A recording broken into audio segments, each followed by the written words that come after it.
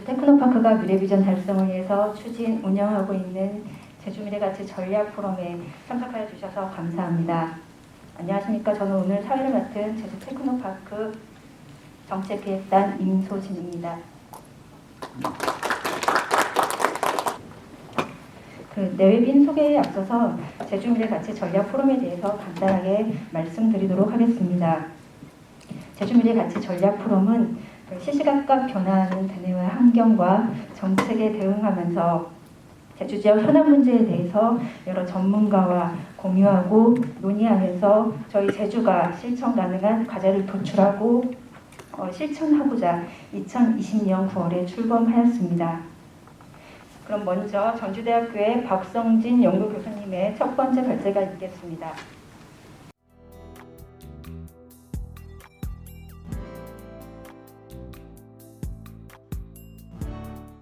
네, 발표를 해주셔서 감사합니다. 이렇게 좋은 모임에 참석할 수 있게 돼서 기쁘게 생각합니다.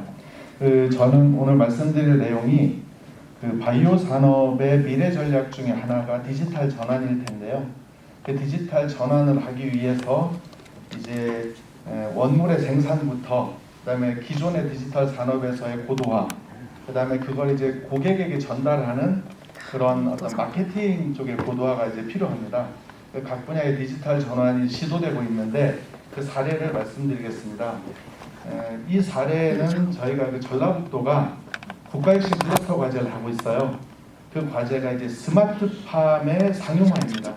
근데 단순한 스마트팜의 상용화가 아니라 기능성 식물의 지표 최적화 모형을 만들어서 농민분들은 그 고부가 작물인 약용작물, 특용작물로 불리는 기능성 작물을 생산하게 하고 바이오 기업들은 그렇게 스마트팜 기술을 이용해서 지표 성분이 최적화된 업무를 받아서 그걸 이제 제품화하는 그런 이제 생태계를 구성하는 사업입니다.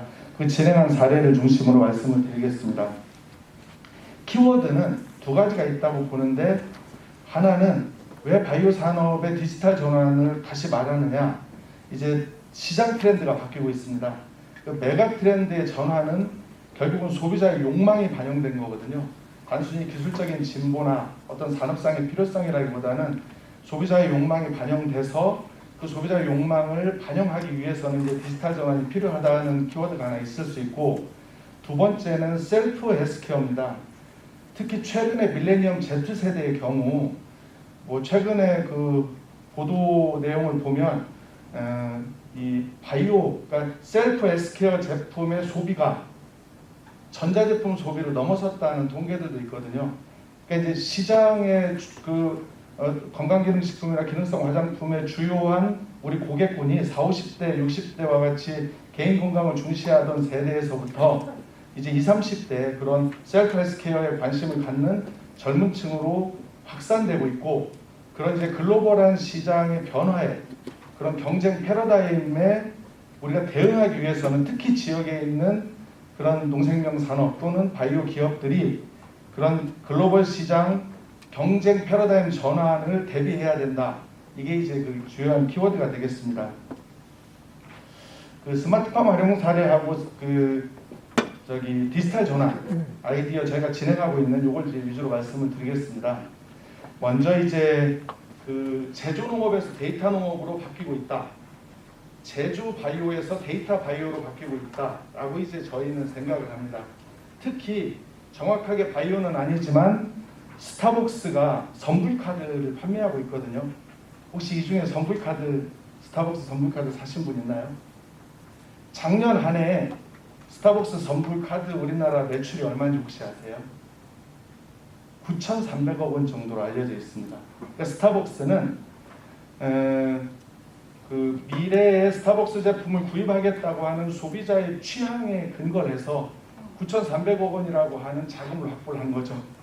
은행에서 빌릴 필요도 없고 투자를 받을 필요도 없습니다. 그러니까 이제 지역에 있는 바이오 기업들도 결국은 이 건강기능식품이나 기능성 화장품은 구매하는 패턴이 이렇게 반복될 수 있거든요. 그런 소비자의 흐름에 잘 대응을 해서 이제 그런 모델을 한번 만들어 볼 필요가 있겠다라고 이제 저희가 생각을 하는데, 그렇게 하기 위해서는 그 개인 우리의 소비자가 되는 분들을 정확하게 규정하고 그분들의 맞춤형 밀착형 그 마케팅을 할 수 있는 그런 판단 근거가 필요한데 그게 이제 데이터로 구성이 된다는 겁니다. 이제 우리가 갖고 있는 경험 또는 뭐 사회 통계적인 그런 데이터들, 특히 바이오 기업들은 상담이나 구전 마케팅에 의존하는 게 좀 많은데 그런 상담 그 결과들을 가지고 있거든요. 매우 이제 소중한 스몰 데이터인데 기관 내 데이터인데 그런 게 잘 활용이 되고 있지 못한 측면도 있는데 그런 데이터들을 가지고 그러니까 제조 공정의 바이오 공정의 제조뿐만 아니라 고객의 접점까지 데이터를 가지고 고도할 수 있다. 그래서 저희가 이제 제조 농업에서 데이터 농업으로 바뀌고 있고 제조 바이오에서 그 데이터 바이오로 바뀌고 있다 이렇게 생각을 합니다. 그러면 이제 제가 맡은 과제로 들어가서 왜 스마트팜과 바이오 산업이 만나야 되느냐? 첫 번째는 바이오 기업의 애로사항이 4가지가 있어요. 하나는 원물의 공급, 그러니까 수요 공급이 불일치가 좀 있다는 거예요. 그러니까 뭐 어떤 때는 농사가 잘 되기도 하고, 두 번째는 그 해외에서 주로 가져오는 원물이 저기 오염 또는 회분이 많다던가, 뭐 수확할 때 수확 후 세척을 안 해서 회분이 많다던가 뭐 이런 문제가 있을 수 있고, 세 번째는 이 그 해외에서 들어오는 이 원물에 이종 작물이 혼입이 돼서 뭐 예를 들면 미국 시장이나 이런 곳에 이제 인증받아서 나갈 때는 유전자 분석을 하면 또 문제가 생길 수도 있는 거죠. 마지막에 4번째가 문제인데요. 저희가 최근에 강원도에서는 곤드레를 키워달라는 요청을 받았고, 그 다음에 경기도 그 바이오 그 과학진흥원인가 거기에서는 그 DMZ, 그러니까 그곳에 자생하는 식물 한 200여 종의 기능성을 분석을 해서 그걸 사업하려는 또 과제를 추진하고 있어요. 제가 알기로는 제주에도 고산 지역에 사는 뭐 특정한 작물이라든가 이런 작물의 뭐 기능성을 확인한 다음에 양산을 해서 제품을 하는 뭐 이런 이제 아이디어들이 있는 걸로 아는데, 이제 그렇게 그 예를 들면 지표 성분, 특정한 그 유효 성분들을 최적화하는, 그러니까 저희가 도래를 가지고 그 연구를 했었는데요. 중국의 요녕성에 나오는 게 제일 좋대요. 근데 베트남 북부에도 그게 나오거든요. 근데 양쪽 지역에 이제 지표 성분에 좀 차이가 있고, 그 다음에 그게 이제 기후별로 또는 착황별로 차이가 있어요. 즉 바이오 기업에서 원물을 식물의 원물을 공급받고자 할 때, 그러니까 서플라이 체인 매니지먼트죠.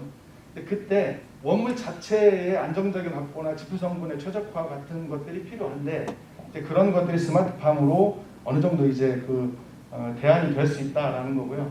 그다음에 이제 농가의 애로는 좀 전에 말씀드린 것처럼 농진청은 그 식용작물 위주로 스마트팜을 이제 한국형 스마트팜을 계속 이제 발전시키고 있습니다. 특히 7대 우선 작물이라고 해서 토마토, 딸기 뭐 이런 식으로 나가고 있는데, 기능성 작물 쪽은 농진청에서 이제 스마트팜을 아직 이렇게 드라이브 걸기에는 여러 가지 이제 뭐 좀 제한이 있습니다. 그래서 이제 그쪽에 좀 저희가 그 뭐 스마트팜이 좀 사업이나 연구를 진행해야 될 필요가 있다 이렇게 이제 보는 거고요. 그래서 기관의 입장에서는 좀 전에 말씀드린 것처럼 이제 바이오 기업이 어떤 원물을 선택을 했을 때 그 원물의 수급뿐만 아니라 그 뭐 기능성, 안정성 이런 것들을 이제 분석을 해야 되잖아요. 그래서 최적화된 이제 원물 표준을 해야 되는데, 이게 노지에서는 1년에 많아야 한 번이나 2번밖에 재배를 못 해보는 거예요.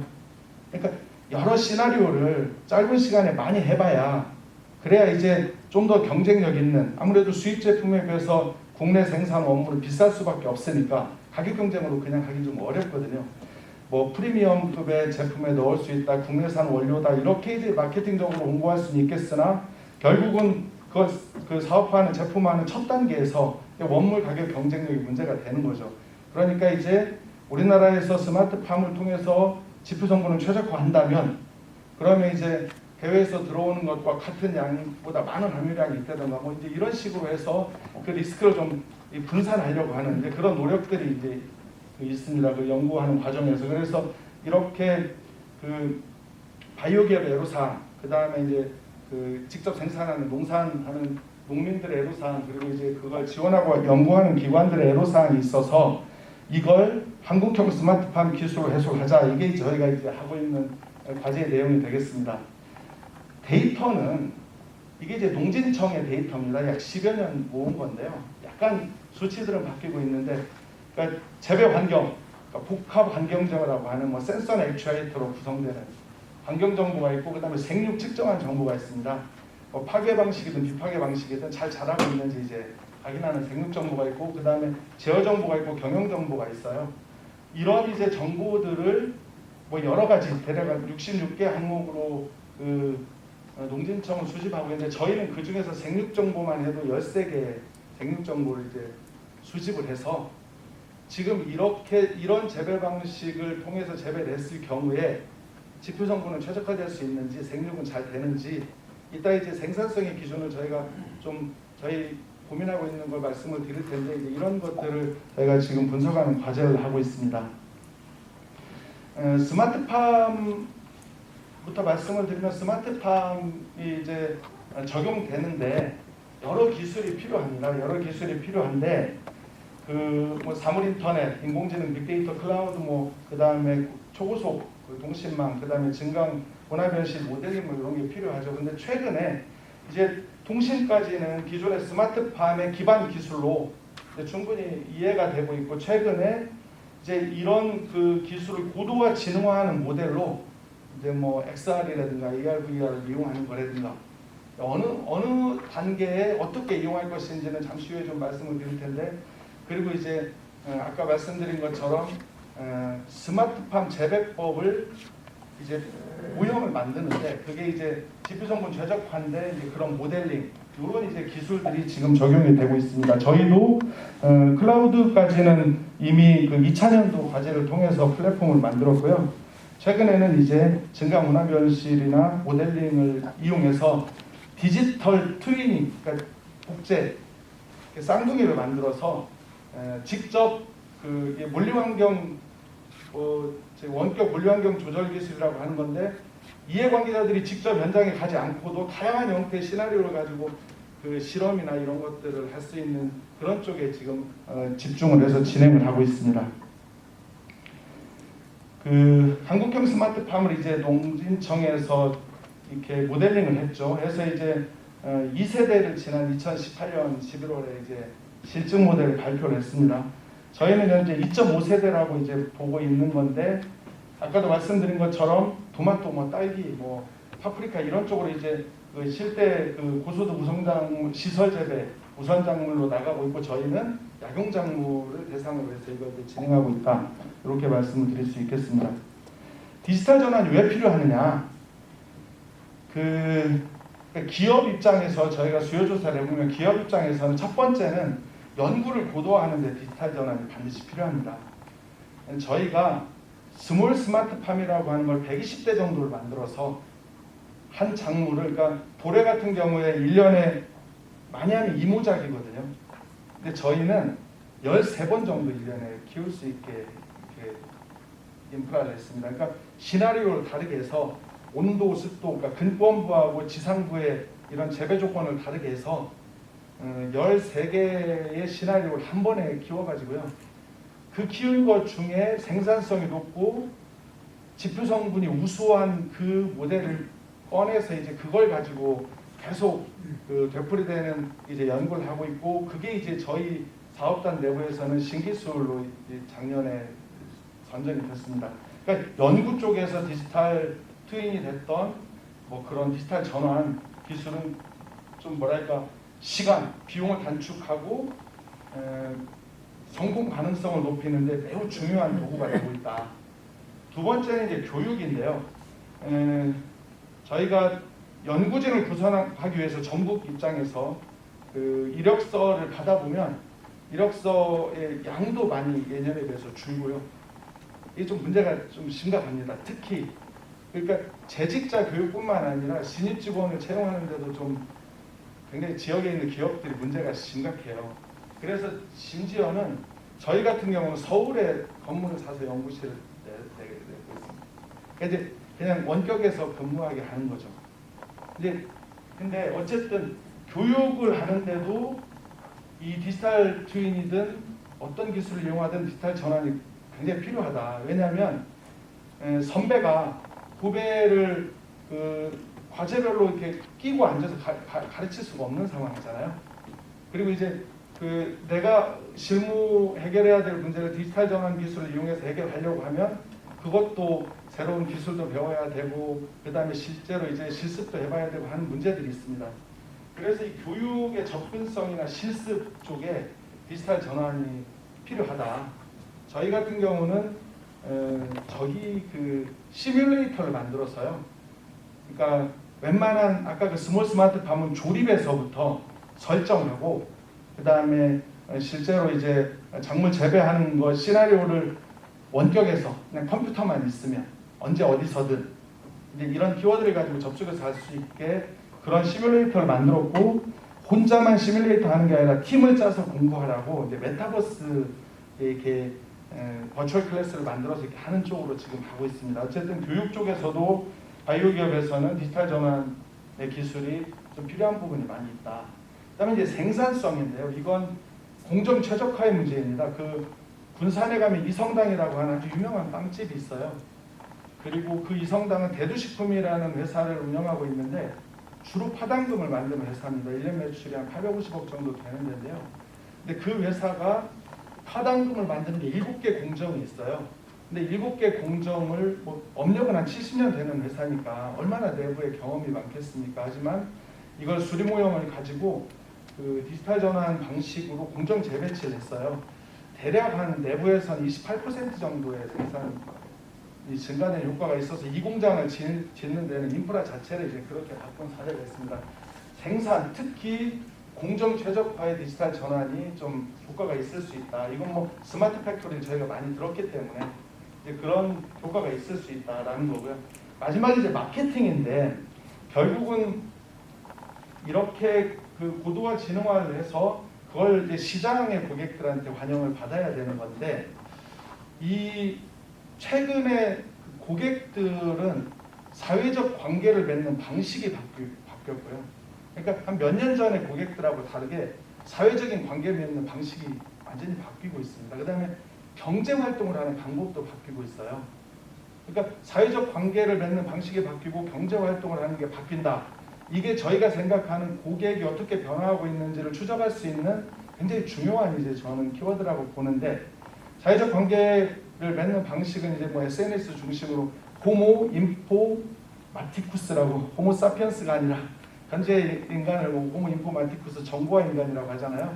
친구를 직접 만나는 것보다 SNS로 만나는 시간이 훨씬 많고 하루에 인터넷에서 생활하는 사이버 스페이스에서 생활하는 게 리얼 스페이스에서 생활하는 것도 훨씬 중요도 많이 커지는 이런 호모 인포마티쿠스, 그 다음에 밀레니엄 Z 세대, 그리고 사회적 관계 맺는 방식의 변화, 그 다음에 경제활동 방법의 변화, 이거를 어떻게 우리가 이제 따라갈 거냐? 저는 메타버스가 이게 어떻게 될지는 아무도 몰라요. 이거 그냥 약간 좀 허풍이 있는 거다. 어느 기술에선 적용될 거다라고 하는데 최근에 글로벌 바이오 기업들이나 식품 기업들 대부분은 메타버스 기술들을 적용을 하기 시작했습니다. 그러니까 이제 그게 어떤 형태로든 매장을 AR로 그냥 홍보하는 거든 메타버스로 하든 단 한 가지는 확실한 것 같아요. 메타버스를 활용한 고객들은 기존의 온라인 쇼핑이나 인터넷 쇼핑을 썼던 것보다 훨씬 실감률이 좋다. 그러니까 쇼핑하는 맛이 난다. 이렇게 일단 얘기를 하고 있고 대략 이제 내년 올 상반기쯤 되면 이제 마켓 분석하는 기관들의 좀 보고서들이 나올 걸로 보는데 5월쯤에 나올 걸로 보는데 메타버스를 적용한 사례에 마케팅 효과가 좀 있는 것으로 사전에 좀 이렇게 나오고 있습니다. 그래서 메타버스는 마케팅을 촉진하는데 굉장히 좀 도움이 된다. 이렇게 기업 현장에 경영 애로사항인 연구, 교육, 생산, 마케팅을 하는데 각각 디지털 전환 기술이 필요하다. 이렇게 이제 저희는 보고 지금 과제를 진행하고 있습니다. 시장은 좀 생략을 하고 그러면 이 디지털 전환을 만약에 한 지역에서 산업 또는 한 기업이 하고자 할 때 어떤 한 분야만 해가지고 되질 않아요. 이게 이제 지역 진흥기관이나 기관이 좀 지원해야 될 부분인데 저희는 이걸 이제 인포메이션 테크놀로지 아키텍처라고 이제 그냥 하는데요. 전체적으로는 인프라가 있어야 되고요. 이 인프라는 어디나 뭐 우리나라는 훌륭하게 돼 있고, 그 다음에 이제 저희 같은 경우는 그래서 실증 재배 시설을 만들었습니다. 랩 스케일 한 300개 정도를 만들어서 굉장히 빨리 돌려볼 수 있는 파일럿 스케일, 거기에서 어느 정도 검증된 걸 좀 규모가 있게 하는. 그 다음에 마지막에 이제 필드 스케일. 필드 스케일은 이제 그 좀 확산을 해서 저희 같은 경우는 이번에 건축비만 24억을 들여서 완전 지하실에 580평짜리 그냥 완전 밀폐형 식물공장을 만들었어요. 그게 이제 파일럿 스케일과 필드 스케일로 가는 거죠. 이제 이렇게 실증 재배 시설이 있고, 그 다음에 복합환경 제어까지는 이미 잘 돼 있습니다. 돼 있는데 이제 마지막으로 생육 정보를 수집한 다음에 생육 정보를 분석 처리하는 것과 이걸 상용화하는 모델, 이 분야가 지금 우리 지역에는 비어 있는 거죠. 해보면 굉장히 어려운 분야고요. 그래서 이제 이 분야까지 돼야 생태계가 구축이 될 수 있다고 봅니다. 저희는 이렇게 이제 실증 재배를 구성을 했고, 나머지는 자료로 대체를 하고요. 여기 이제 매년도에 어떤 그런 고도화 노력이 필요한지 이렇게 이제 진행을 한 다음에 각 바이오 기업들에서 요구하는 그런 이제 지표 성분 위주로 작물을 선정해서 스마트팜에 적용하고 있습니다. 마지막으로 이것만 설명을 드리고 마치겠습니다. 그러면 저희가 해봤더니 일반 식용작물의 스마트팜과 약용작물의 스마트팜이 같은 것도 있고 이제 다른 점도 있는데 뭐가 다르냐, 뭘 중심으로 해야 되느냐. 이제 이게 노지에서 개발을 한 이제 그러면 생산 시기를 스마트팜은 인프라하는데 비용이 들어가니까 생산 시기를 앞당기거나 수확량을 높이거나 아니면 지표 성분을 높여야 돼요. 근데 해봤더니 약용작물의 스마트팜으로 지표 성분 최적화는 작물이 죽지 않을 때까지 어떤 특정한 스트레스를 줘가지고 그 스트레스에 반응하게 만든 다음에 그 스트레스에 반응하게 하는 자기보호 물질을 이제 2차 대서산물로 얻어내는 이제 그런 과정을 거치게 됩니다. 거치게 되는데 그걸 해봤더니 재배 환경 변화로는 지표 성분을 단기간에 높이기가 상당히 어려워요. 그러니까 온도, 습도, 조도 뭐 저희도 LED, 광도, 광량, 광질 이런 거 전부 해가지고 이제 여러 시나리오대로 하는데 어렵고, 이제 저희가 해본 바로는 엘리스터라고 하는 그러니까 특정한 지표 성분을 촉진하는 유도물질 처리라든가 이런 이제 미생물을 이용하든 화학적 방법을 이용하든 그런 걸 이용을 해서 수확 시기하고 생산량을 앞당기는 건 스마트팜의 기존 기술로 하고, 그 다음에 이 지표 성분을 높이는 거, 고도화하는 건 좀 전에 말씀드린 것처럼 기존의 바이오가 갖고 있는 뭐 미생물이라든가 이런 그런 엘리스터를 활용한 이런 기법을 같이 활용을 하면 높아진다. 도래의 경우 저희가 대략 한 23.8% 노지 대비 이렇게 높은 지표 성분을 얻게 됐고, 원물의 청정한 원물의 확보 이런 게 가능해서 이제 효과가 있다. 이렇게 이제 말씀드릴 수 있겠습니다. 그래서 이제 저희가 이제 가능한 발표 자료에 이렇게 쭉 담아드렸습니다. 이제 이렇게 시나리오를 해서 어떻게 했고, 그 다음에 저희가 13종으로 생육 측정하는 이제 방법은 제시를 했는데, 이게 일반적으로 그냥 이렇게 하는 방법입니다. 단 저희는 여기에 디지털 전환을 어떻게 했냐면 스마트 포트라는 걸 만들었어요. 결국은 식물에 가장 가까운 데서 센싱되는 값이야말로 중요한 값입니다. 한 200평 되는데 센서 한 10개 꽂아도 이렇게 편차가 있거든요.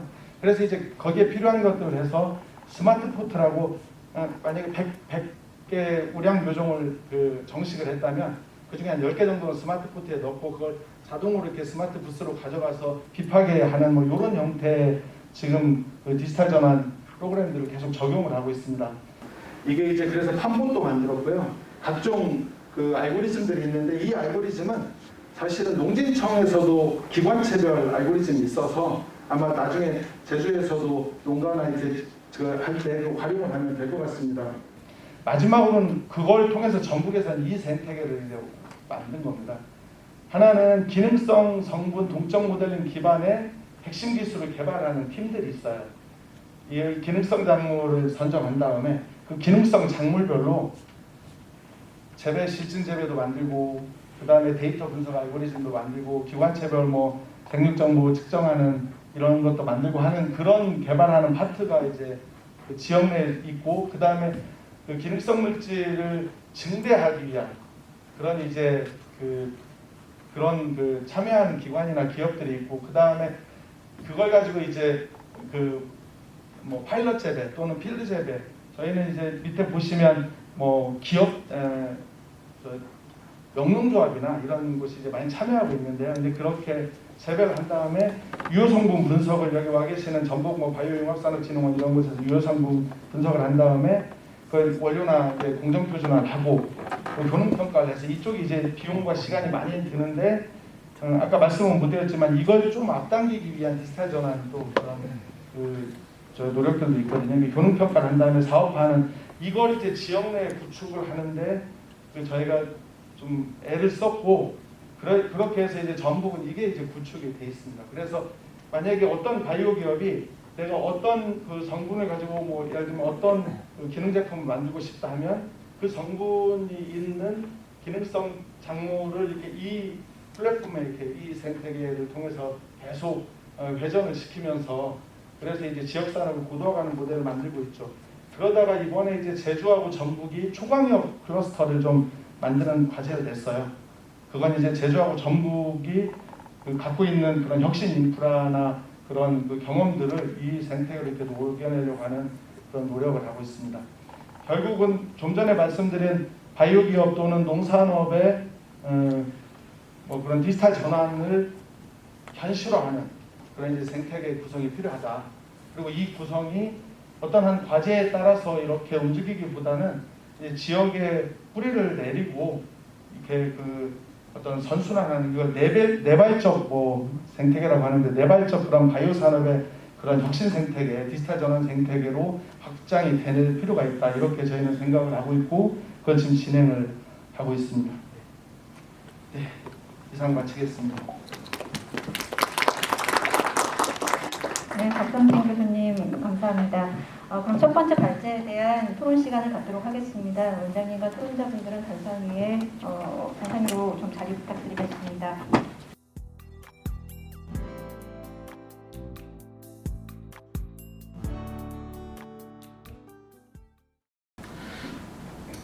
먼저 오늘 제12회는 제12회 미래가시 토론은 우리가 제주의 농식품 산업에 대해서 한번 미래를 생각해보는 이런 시간을 갖기 위해서 주제를 좀 삼아봤습니다. 특히 코로나19로 굉장히 위중한 환경 속에서도 발표자 두 분과 토론자 네 분이 참석을 해주신 것에 대해서 먼저 감사를 드리고요. 또 플로어에도 저희 직원들도 계십니다만 외부에서 오신 분들 감사를 드리겠습니다. 토론의 주제를 설정했던 배경은 물론 스마트팜 자체가 요즘 상당히 핫 이슈로 되어 있습니다만은 가장 큰 문제가 지금 기후변화에 의해 가지고 농경 재배 방식이 변화가 되고 있고, 또 재래식 농업 인구들이 굉장히 고령화됨에 따라서 새로운 청년 농업 인구들이 유입되지 않는 가장 큰 이런 노동력 부족과 생산성 둔화라는 큰 문제점을 지금 안고 있습니다. 그래서 이러한 부분을 우리가 어떻게 제주 내에서 해결을 해야 되느냐 하는 부분에서는 그동안 많은 고민들을 해왔고, 또 아주 기초적인 제1단계의 스마트팜이긴 합니다만 제주에 본사를 두고 있는 카카오를 중심으로 해가지고 몇 년 전서부터 아주 소규모 파이러트 규모 정도로 지금 기능성 농업에 대한 부분을 일부 실시를 하고 있습니다. 그러나 여러 가지 문제점들이 제주 내에서 많이 유발하고 있고, 특히 그 중에서도 스마트팜에 대한 농업 인구에 대한 의향, 의지 이런 부분들이 다소 부족한 부분이 있고, 또 전문 인력들이 스마트팜을 운영할 수 있는 전문 인력들이 없어가지고 실제로 효율적인 정책 방향을 정비하기가 어려운 부분이 좀 있었습니다. 그래서 이런 부분에서 오늘 여러 전문가님들을 모시고 제주 농업 환경에 가장 알맞는 우리 스마트팜의 구축에 대한 정책 방향과 그다음에 운영의 모델, 그리고 제주특별자치도에서의 정책적 지원 방향, 이런 부분들을 한번 같이 토론할 수 있는 그리고 논의할 수 있는 그런 장을 갖도록 되었습니다. 오늘 제1주제로 전주대학의 박성진 교수님께서 바이오 산업에 대한 전주기적 디지털 전환에 대한 필요성을 말씀을 해주셨고, 특히 그 농업 현장에서의 애로사항과 그리고 기능성 약물 작용을 위한 스마트팜 표준 모델 이런 부분에 대해서 방안을 연구 실적을 중심으로 해서 좋은 방안을 제시해 주셨습니다. 이런 발표된 내용을 토대로 토론자분들께서는 우리 제주의 방향성에 대해서 중점을 두어서 좀 말씀을 해주시기를 부탁을 드리겠습니다. 내용적인 측면과 그리고 토론자분들의 그동안의 연구 경력이나 경험 이런 것들을 봤을 때 먼저 제가 외람스럽습니다만 주제와 가장 관련된 연관의 연구 실적을 가지고 계시는 먼저 제주대학의 오상수인 박사님께 먼저 견해를 좀 요청을 드리겠습니다. 네, 안녕하십니까. 제주대학교의 오상수민이라고 합니다. 일단 저희 대학 같은 경우에는 이제 한 4년, 5년 전부터 본격적으로 이제 산자부와 그다음에 저희 제주 지역에 있는 이제 공공기관이라고 할 수 있죠. 이제 기상과학원하고 같이 연계를 해서 지금 제주형 스마트팜이라는 주제를 가지고서 지금 지속적으로 사업을 수행을 하고 있습니다. 그래서 오늘 발제하신 그 발표 내용을 이렇게 보게 되면 저희들이 보고 있는 스마트팜이라고 하는 지향점은 이건 대동소이하다고 보고 있고요. 다만 저희가 보고 있는 제주형 스마트팜이라고 하는 주제를 좀 설명을 좀 드리면, 일단 우리가 스마트팜이라고 하면 보통 우리가 시설 쪽을 많이 고려를 하고 있습니다. 그런데 이제 농진청에서도 불과 몇 년 전부터 노지 스마트팜이라는 주제의 하나 카테고리가 좀 생겨서 이쪽에 대한 지원을 좀 많이 하고 있거든요. 그래서 저희 같은 경우는 스마트팜으로서는 크게 두 가지를 보고 있습니다. 스마트팜을 통해서 일단 농작물의 품질을 올리느냐,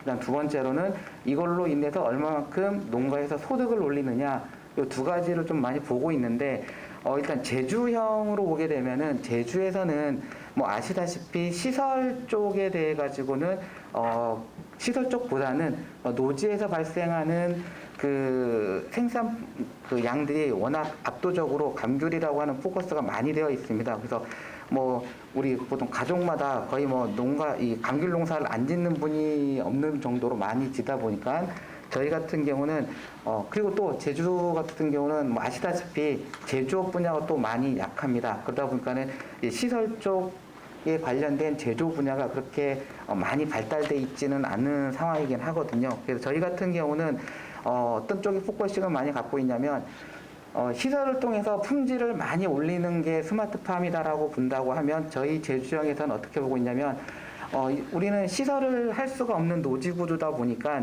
결론적으로는 아까 말씀하셨던 기상 환경이라든지 주변 환경을 통해서 우리 앞으로 발생할 수 있는 일에 대한 좀 예측을 좀 많이 좀 고려하고 있습니다. 즉 스마트팜이 시설에서 제어라고 한다면 노지에서는 예측과 대응, 사전 대응이라고 보고 있는 입장이거든요. 그래서 시설에서 품질을 올려가지고 고소득을 올리느냐, 아니면 우리가 노지에서 향후 이러이러한 상황이 벌어질 수 있기 때문에 사전에 우리가 예산을 좀 줄이고, 예를 들어 생산량을 하더라도 감귤 같은 경우는 이제 11월, 12월 때 폭발적으로 특정 기간에 많이 생산이 돼서 가격 하락이 되거든요. 이런 것들도 저희가 8월, 9월부터 감귤의 품질이나 이런 걸 예측 모형을 저희들이 어느 정도 구축해서 지금 공개하고 있는데, 그거를 통해서 이 감귤이 이러이러한 향후 우리 기상청 정보를 보게 되면 단기예보, 장기예보 이렇게 되어 있는데, 이런 예보를 통해서 혹은 감귤의 그 전해의 수확량, 그 전해의 수확량 품질을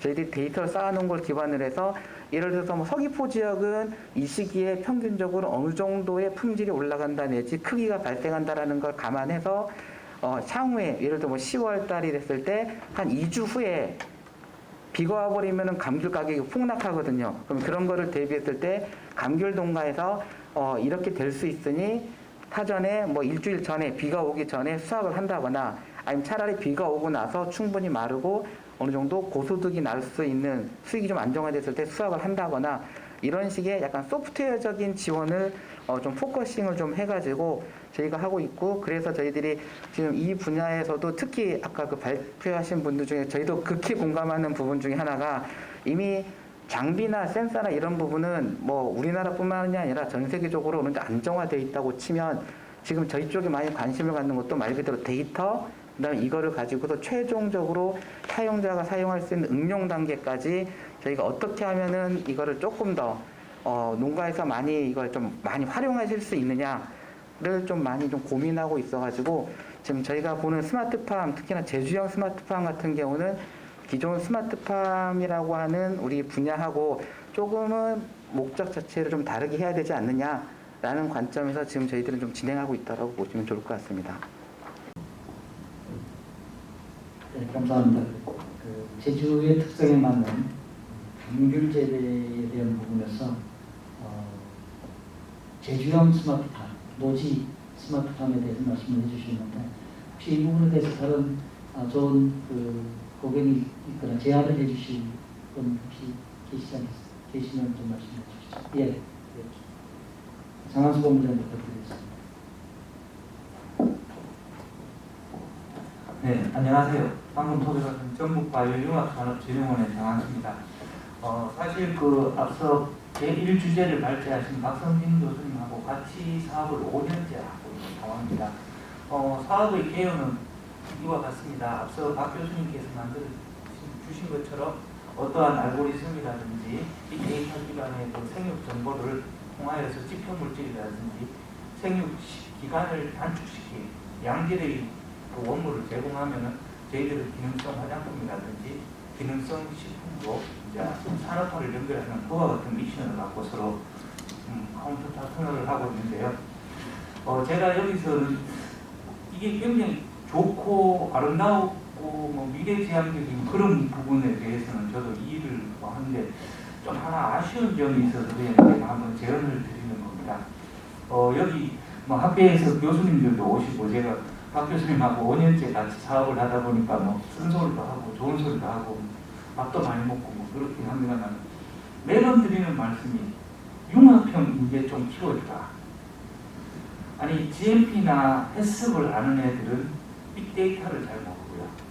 사실 저도 사실 바이오 산업에 종사하는 사람으로서 한 뭐 20몇 년 동안 일을 했습니다만, 사실 박 교수님 통해서 배우는 부분들이 되게 많거든요. 5년 동안 치면서. 그런데 이제 융복합형 인재를 체계적으로 만든다는 그런 부분들이 좀 아쉽지 않나. 그러니까 바이오를 아는 사람은 빅데이터라든지 통계라든지 이런 것들이 좀 부족하고, 그분들이 또 바이오 쪽의 현장에 들어오면 GMP나 해습이나 이런 걸 또 너무 모르는 부분이 있죠. 그래서 전주대학교가 그 박 교수님 계시는 과가 융복합 그 농생명과를 만들으셔가지고 그와 같은 것들이 첫 단추를 끼고 계시는데, 이 스마트팜이라든지 미래에 가고 있는 이와 같은 것들에서 가장 핵심적인 부분은 인력 양성이지 않을까 싶은 생각에서, 여기 제주도에 계시는 여러분들과 전국 각지에서 오신 전문가분들께서 그 부분을 좀 같이 고민하고 같이 좀 진행을 했으면 좋겠다는 뜻에서 제가 말씀을 드렸습니다. 이상입니다. 네, 좋으신 말씀 감사합니다. 저희 제주에서 아까 제가 잠깐 말씀드렸듯이 2016년부터 사실은 그 제1단계 기초형 스마트팜을 저희 테크노파크와 같이 시행했었습니다. 그때 그 저희가 ICT 융합을 통한 스마트폰 하우스 지킴이 시범사, 그러니까 아주 단순한 거죠. 이런 부분을 통해 가지고 기초적인 스마트팜을 구축하기 위해서 카카오가 아무래도 디지털 전환에 제일 앞서 나갈 수 있는 그런 기술을 보유하고 있다라고 해가지고 제가 카카오하고 하면서 시범 농장을 만들었습니다만, 지금 장한수 본부장님께서 말씀해 주신 것처럼 가장 시범 사업의 운영이 어려웠던 부분이 그런 융복합형 인재를 양성하는 게 가장 어려웠습니다. 사실 뭐 스마트폰 기술이라는 게 앞서 발표해 주셨습니다만은 사실 ICT 기술에다가 사실은 뭐 AR, VR, XR 기술, 메타버스까지 지금 적용하신다고 지금 말씀해 주셨는데 사실은 그 ICT에다 센서라든지 또는 컨트롤이라든지 DB라든지 그다음에 그 후공정상에서도 여러 가지 문제들을 다 아우러야 되는 이런 부분이다 보니까 그런 기술을 가지고 있는 인재라는 건 사실은 굉장히 어렵습니다. 그래서 현장에서 도제식으로 훈련을 시켜보자라고 했는데 사실은 그게 잘 되지는 않았습니다. 그래서 이런 계획에 있어서 우리 관계 전문가님들이나 또는 저희 제주 지역에서는 제주대학교 내에서 이런 인재를, 융합형 인재를 좀 양성을 해주셔야만이 실질적인 이런 스마트팜의 효율적 운영이 되지 않을까 이렇게 판단이 되고 있습니다.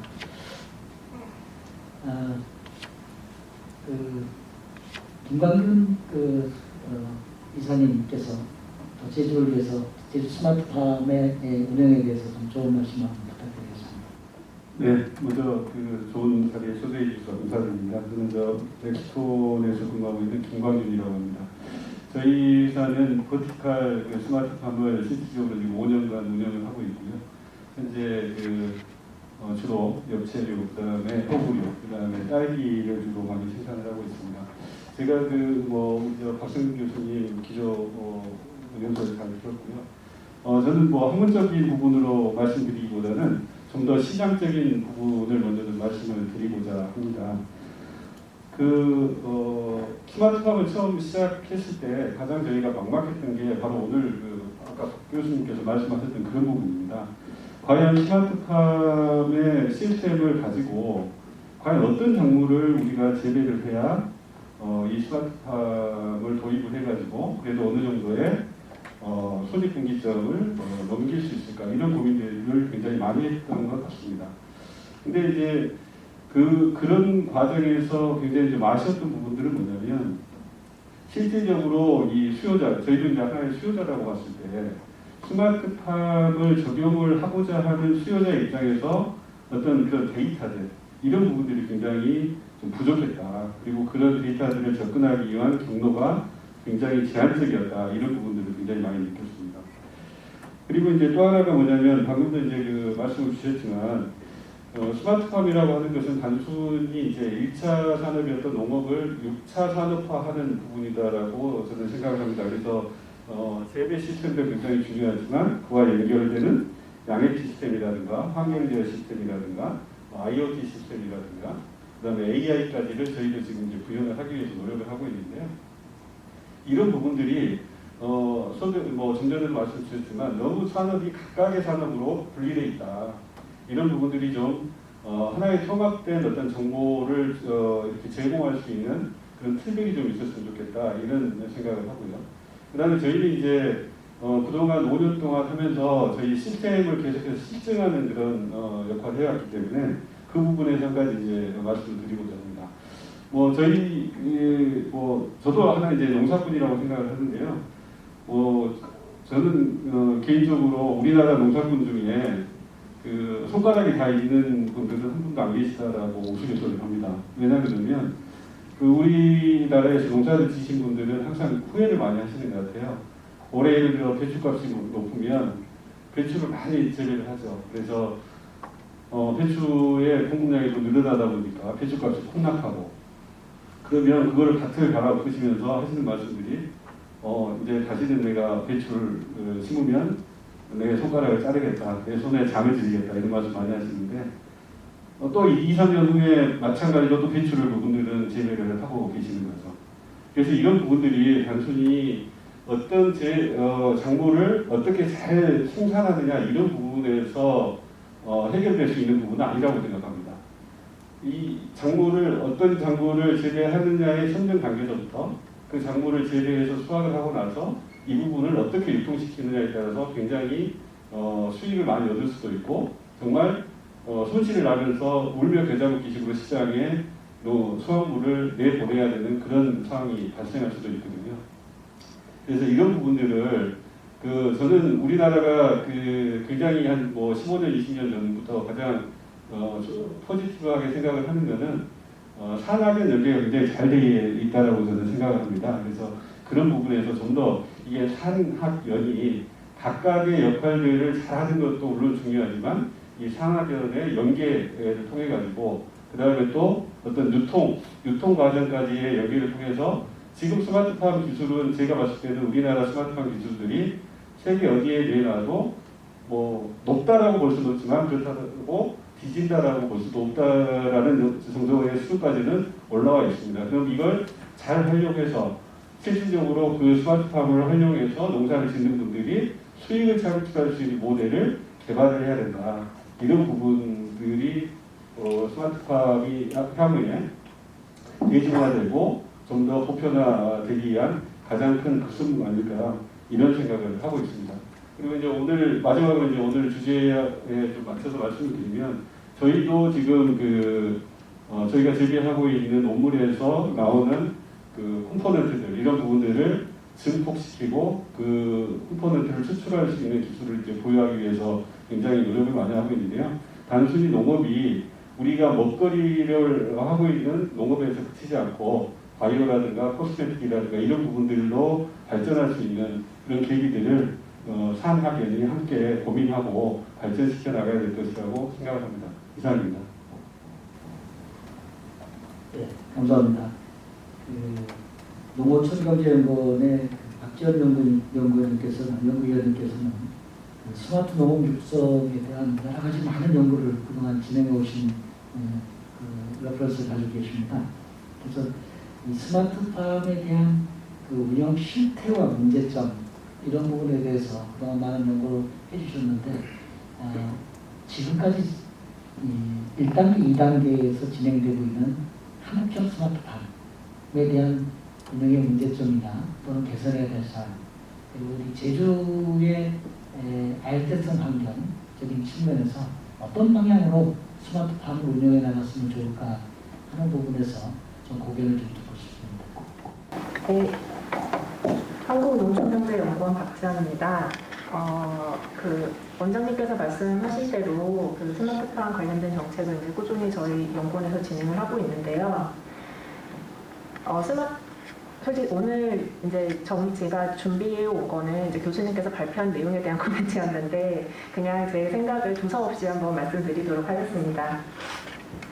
지금 스마트팜이나 농업 부분의 디지털 전환 관련 정책들이 어떻게 보면은 좀 정체되어 있는 경향이 있습니다. 그래서 그 주요 이유 중에 하나가 우리나라 이제 스마트팜 정책이 초반에 스마트팜 확대를 위한 그런 정책으로 진행이 되어서 말씀드린 것처럼 다른 분들께서도 말씀하신 것처럼 하드웨어 중심의 확산이 주로 진행이 되었습니다. 그래서 특히 제 개인적인 의견이지만은 스마트팜이 처음부터 시작이 될 때 이게 ICT 전문가가 설계한 그런 계획이 아니라 농업 부분의 스마트팜으로 진행이 되지 않았나. 그래서 이게 우선은 스마트팜을 확대하는 것에 목표가 맞춰지고 그 다음 단계인 데이터의 활용이나 이런 부분들이 처음부터 생각되지 못하고 진행된 부분이 있는 것 같습니다. 그래서 지금 말씀하신 것처럼 그 스마트팜도 초반에는 농진청에서 말한 1단계 스마트팜, 그게 원격 조정 스마트팜이었죠. 그리고 2단계가 자동화되는 스마트팜이었는데 지금 어떻게 생각하면 생각보다 빠르게 우리가 3단계 스마트팜을 만난 거죠. 그래서 자동화라든지 원격 조정은 어느 정도 농가 쪽에서도 필대적으로 실현이 되고 있지만은 3단계인 인공지능이 정말 알아서 이제 농장을 운영해주는 그런 스마트팜이 되려면은 축적된 데이터를 이용해서 이제 솔루션이 개발이 되고 그런 솔루션을 바탕으로 농장이 운영이 돼야 되는데 아직 그 정도의 데이터가 지금 많이 축적됐다고는 하지만은 의미 있는 데이터들이나 그런 데이터들을 활용한 좀 성과를 보이는 솔루션은 아직까지는 크게 눈에 띄지 않고 있는 상황입니다. 그래서 지금 그런 부분에 대해서 어떻게 수정을 할 것인가 하는 거는 지금 여러 방면으로 이제 여러 기관에서도 노력을 하고 있지만 제가 말씀드리고 싶은 거는 지금 제주도 같은 경우에는 시설보다는 노지 농업이 중심이고 노지 스마트팜이 시작을 한다고 하셨는데 워낙 잘 아시겠지만 이게 스마트팜을 시작할 때 그냥 센서를 꽂고 뭐 자동화를 하고 이런 부분이 아니라 어떤 데이터를 어떻게 수집을 해서 향후에 이걸 어떤 식으로 활용할지에 대한 청사진이 있어야 된다. 그것들을 바탕으로 해서 설비도 보급이 돼야 되는 거고, 뭐 농가들과의 데이터 관련해서 농가들과도 솔직히 민감한 부분들이 있거든요. 이 데이터를 농가 소유의 데이터로 볼 것인지, 아니면은 이거를 정보 지원으로 설비를 했기 때문에 공공 데이터로 봐야 할지, 이런 부분에 대해서도 굉장히 민감하기 때문에 좀 어떻게 생각하면 크게 보면은 그런 부분에서도 좀 잘 정리를 해서 진행이 돼야 되는 부분이 있고요. 그리고 아까 본부장님도 말씀하셨고 원장님께서 말씀하셨지만은 인력 문제가 굉장히 중요한 문제입니다. 그래서 작년에 제가 농가대에서 농업대학에서 디지털 농업에 관해서 강의를 한 적이 있었는데, 그 농업대학의 학생들, 학부 학생들의 인식 수준이 어떻게 생각하면은 딱 디지털 농업하면은 할 수 있는 일은 스마트팜 농사라고 단순하게 생각을 하더라고요.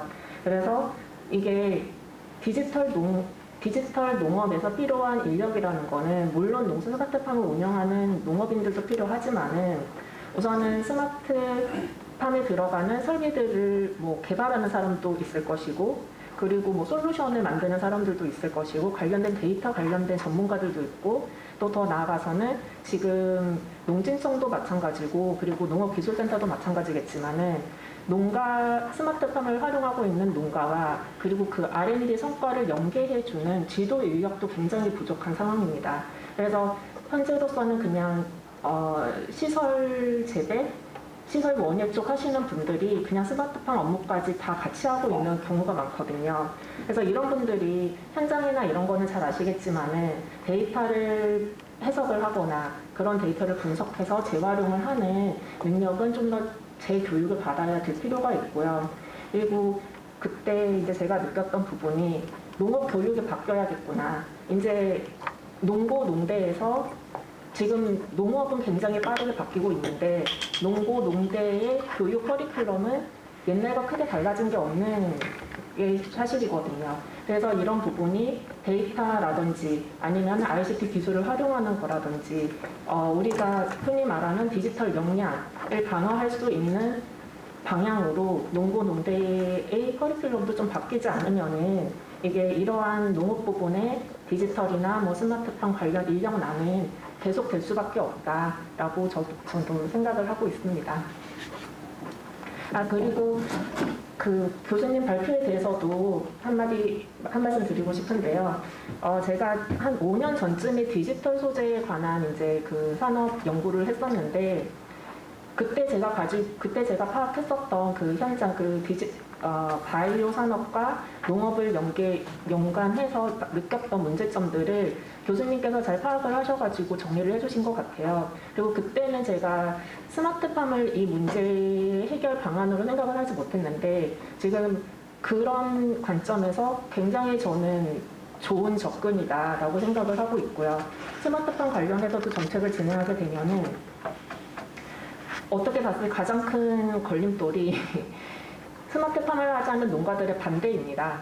그러니까 스마트팜이 확대가 되면은 생산량이 증가하고 그래서 가격 하락이 올 거다. 그렇기 때문에 스마트팜 도입을 반대한다는 논리가 많은데, 이처럼 일반 기존에 재배하던 작물이 아니라 바이오 소재와 같은 기업 쪽에 납품을 하는 원물 쪽으로 방향을 돌린다면은 스마트팜 업체에서도 고부가 가치 작물을 재배함으로써 소득을 높일 수 있고, 그리고 바이오 소재 기업에서도 그때 제가 조사한 바에 의하면은 대부분의 바이오 그 업체들이 농업 베이스가 아니라 타 분야에서 오신 분들이기 때문에 이런 농업 원물의 접근성부터 굉장히 어려움을 많이 가지고 계신 경우가 많았거든요. 그래서 이런 부분을 해결할 수 있지 않을까 그런 생각이 들어서 저는 굉장히 좋은 접근이라고 생각을 했고, 그리고 이게 스마트팜에서 더 나아가서 지금 디지털 트윈까지 말씀을 하셨는데, 특히 이게 제가 기술을 잘 모르기 때문에 이게 어느 정도 현실성을 띠고 있는지는 모르겠지만은 이게 정말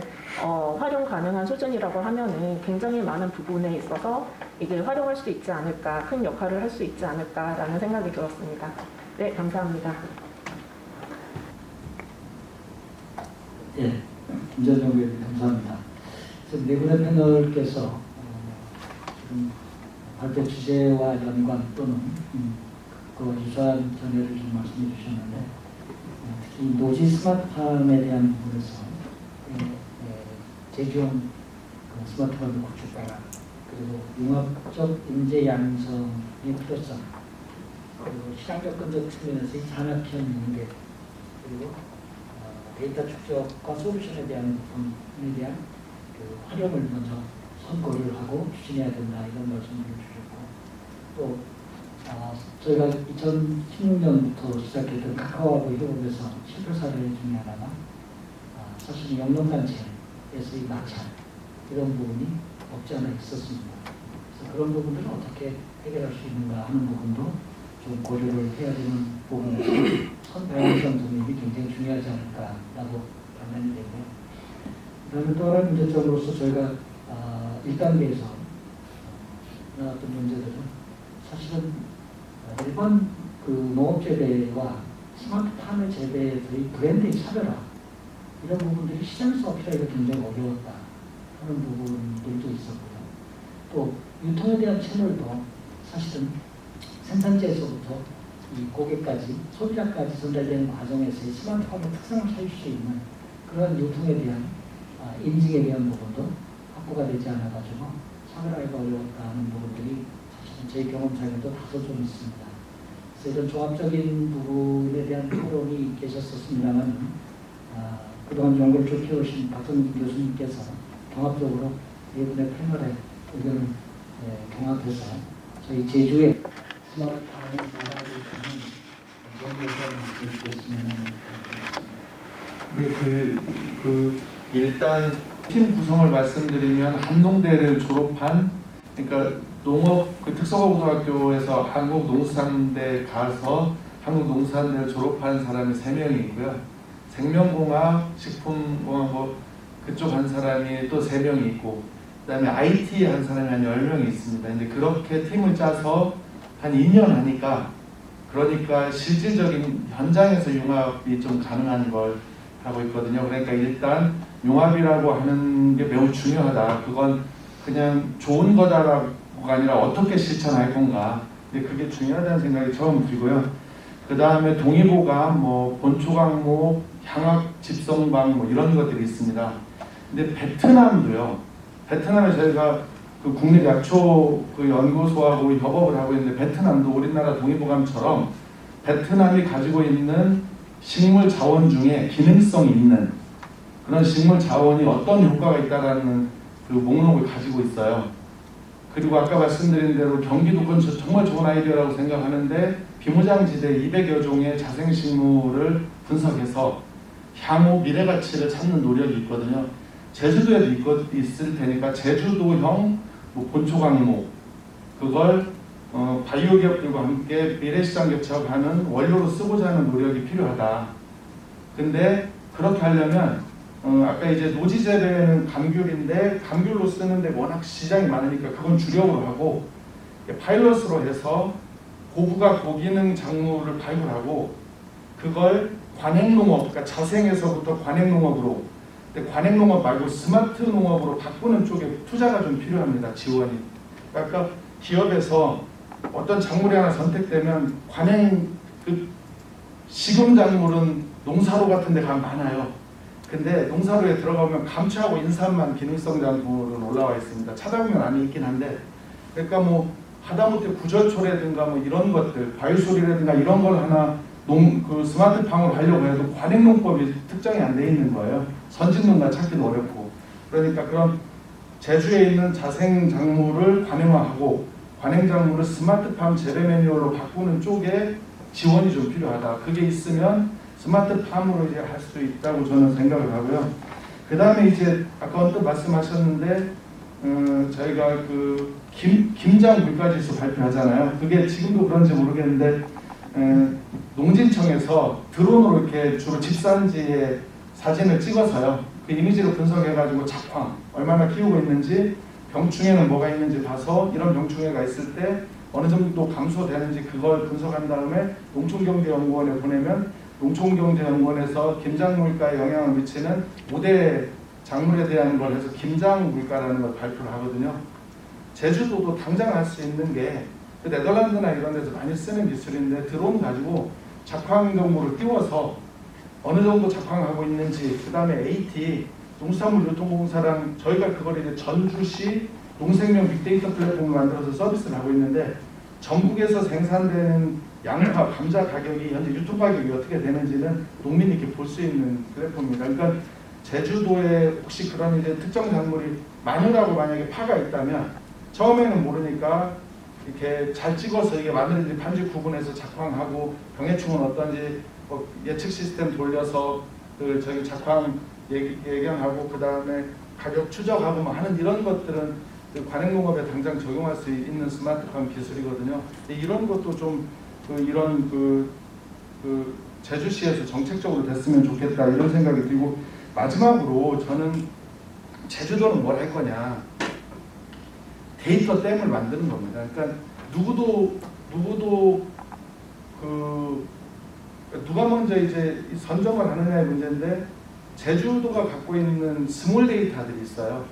이 지역 특화, 그다음에 그 식물이나 농업 분야에도 그런 거에 대한 상당히 좋은 품질의 데이터 댐을 만들어 놓는다면, 그러면 그게 어떤 기업을 만나서 어떤 창의력과 연계돼서 어떻게 될지, 그건 미래에는 우리가 뭐 얼마든지 크게 키울 수 있거든요. 그래서 저는 그런 쪽에 데이터 댐을 만드는 곳에 우선 일단 집중을 해서 나뉘어져 있는 데이터 소스들을 하나로 취합하는 전북은 알아듣 기반으로 그걸 만들었어요. 산자부 과제에 인터넷 데이터 센터도 만들고 그 빅데이터 인공지능도 만들어서 일단 다 모으고 있습니다.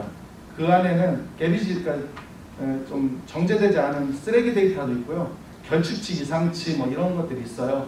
그러면 그 데이터들을 모아놓고 결측치, 이상치만 보정하는 또 기술을 만들어서 특화도 돼서 이제 하고 있고, 그러니까 데이터를 한 5년, 10년 정도 장기적인 전략을 가지고 제주가 갖고 있는 약용작물, 식용작물, 농업 이런 쪽의 데이터를 지금부터라도 차곡차곡 모아놓는다면 나중에 그 디지털 자산이 감귤과 같은 실제 자산의 가치만큼 될 수도 있다.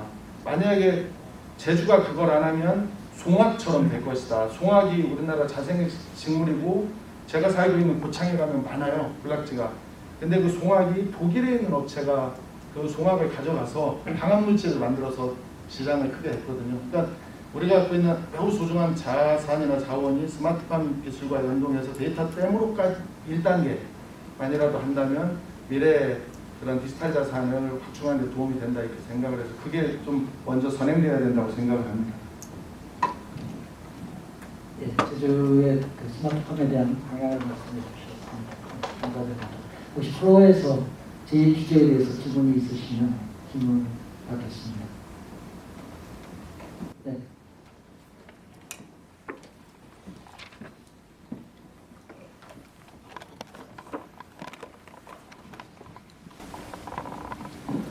예, 안녕하십니까. 저희 테크노파크 성우동 다인성 연구소장 전문가입니다. 저는 아까 발제해 주신 박성진 교수님께 좀 저희 경험적으로 좀 궁금했었던 사항 하나 여쭈도록 하겠습니다. 엽채류나 농작물 같은 경우에는 어떤 재배에 있어서 큰 문제가 없을 것 같습니다만, 아까 교수께서 발표하실 때 예로 돌뇌라는 약용자원을 말씀해 주셨는데, 약용자원은 어쨌든 기능성을 가다 보면 성분이 중요하지 않겠습니까? 여러 가지 재배 시스템에서 나오더라도, 근데 우리가 노지에서 보면 지표 성분이 어느 정도 맞춰주면, 우리가 기능성 레인지에 들어오면 유용성 물질도 같이 따라오더랍니다. 근데 실내에서 재배하는, 특히 이런 시설 재배할 때는 이게 지표 성분이 어느 정도 오더라도 유효 성분이 나타나지 않아서 우리 식약처 가이드라인에 있는 지표 성분 레인지에 들어오더라도 약성이 떨어지는 경우가 좀 있던데, 혹시 아까 여러 가지 약용자원들을 재배해보신 경험 있으신 것 같은데, 그런 문제점 혹시 없었는지, 만약에 있었더라면 아까 이렇게 광원으로 아니면 ABC 데이터 이거 가지고 했는지 모르겠으나 그런 극복했던 좀 사례가 있다라면 하나 말씀해 주시면 고맙겠습니다. 매번 부딪힌 문제였고 초기에는 노지에 비교해서 지표 성분이나 유효 성분이 아예 안 잡히거나 뭐 반 이하되거나 이런 경우가 많았는데 일단 그게 완전 밀폐형과 태양광 병용형으로 나눠서 태양광 병용형에서는 그나마 나오고 완전 밀폐형에서는 나오지 않는 경우가 많았어요.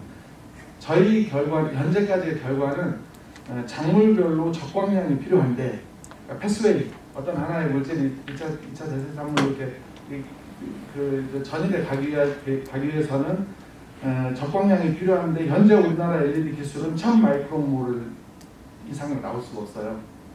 그래서 완전 밀폐형 만약에 시설에서 했다면 특정 성분에 대한 그러니까 노지에서 키운 거 말고 노지에서는 안 잡혔는데 잡히는 성분도 일부 있고요. 대부분 우리가 지표 성분으로 현재 갖고 있는 건 노지에서 키운 것보다 떨어지는 게 일반적인 현상인데 그건 광량, 광질, 광도 때문이더라라고 저희는 이제 이해를 하게 됐습니다. 근데 그게 적광량이고 우리나라 LED는 아무리 RGB나 백색광을 배합한다 하더라도 1000 마이크로몰이 안 나오니까 1000 마이크로몰 이상이 필요한 곳에는 이제 고압 나트륨 등이나 백열 등 같은 걸 더 가지고 약간 열해를 방지하면서 광을 해줘야 되는 게 하나 있고요. 두 번째는 그런 조치를 안 하고도 광합성 촉진제가 있어요. 그러니까 뭐냐면 이런 제주도에도 일부 감귤 농장에 적용된 사례가 있다고 제가 들었는데 장마 때 적외선을 가지고 광합성을 하게 해주는 그런 나노소재 물질이 있습니다. 그래서 저희가 그걸 도포를 해서 2년간 해봤는데 그러니까 LED는 1000 마이크로몰이 안 나오는데 그런 광합성 촉진제를 넣으면 기관체 중에서 입이 두꺼워지고 매우 튼실해지고 가방 같은 게 좋아지는 그런 효과가 있어요. 그러니까 LED의 단점을 보완하는 한 가지 방법이고 두 번째는 아까 좀 전에 말씀드린 것처럼 완전 밀폐형일 경우에 LED만 가지고는 어려운데 그걸 보완하기 위해서 엘리스터라는 기술을 저희는 이제 적용을 했습니다. 그러니까 재배 환경 제어만 가지고 안 되는 건 그렇게 광원의 변화, 그 다음에 광합성 물질의 도포 또는 엘리스터 이런 걸 가지고 갈 수 있고 이제 그것조차도 안 된다면 굉장히 비용이 많이 들긴 하는데 이제 유전자 편집 기술 같은 걸 이용해서 어떤 쪽으로 변이되는 걸 이제 블락을 한다든가 이런 또 다른 기술인데 그거 굉장히 비용이 많이 들더라고요. 저희 경험으로 도래는 저희가 어떻게 성공을 했냐면 수확하기 2주일 전에 매일 엘리스터 도포를 했어요. 그러니까 그 지역구는 높게 나왔고요.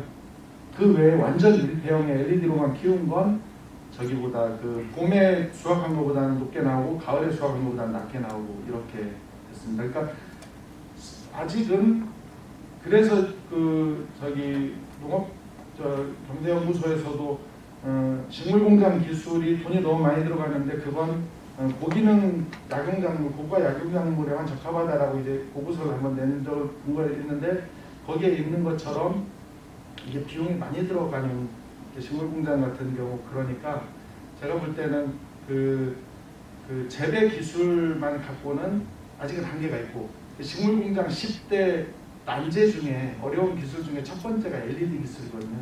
그러니까 LED에 대한 대안이 필요하다라는 거고 두 번째는 온습도가 있는데요. 특히 온도를 제어하는 그러니까 근권부 그러니까 뿌리가 들어가는 근권부하고 이제 지상부로 나뉜다면 근권부 온도 제어를 위한 어떤 기술이 필요한데 그것도 상당히 이제 많이 나와 있습니다. 그래서 그 온도를 그러니까 그 작물이 그 노지에서 재배되는 그 시기 말고 그 외의 시기에 실험실에서 한다면 지상부 온도만 가지고는 안 되고 근권부 온도에 대한 매우 크리티컬한 제어가 필요한데 그거를 저희 같은 경우는 아예 그냥 부스를 별도로 만들어 가지고요 온도를 외부 온도보다 15도 낮게 유지한다든가 뭐 이런 시설을 해가지고 했더니 근권부 온도하고 LED를 잘 제어하면 노지만큼은 나온다. 근데 그거보다 높게 하려면 아까 말씀드린 대로 엘리스터나 이런 미생물이나 뭐 그런 방법이 필요하다. 저희 현재까지 그렇습니다. 질문이 있으신 분들은 이따 종합 토론 시간에 다시 또 질문을 받도록 하겠습니다.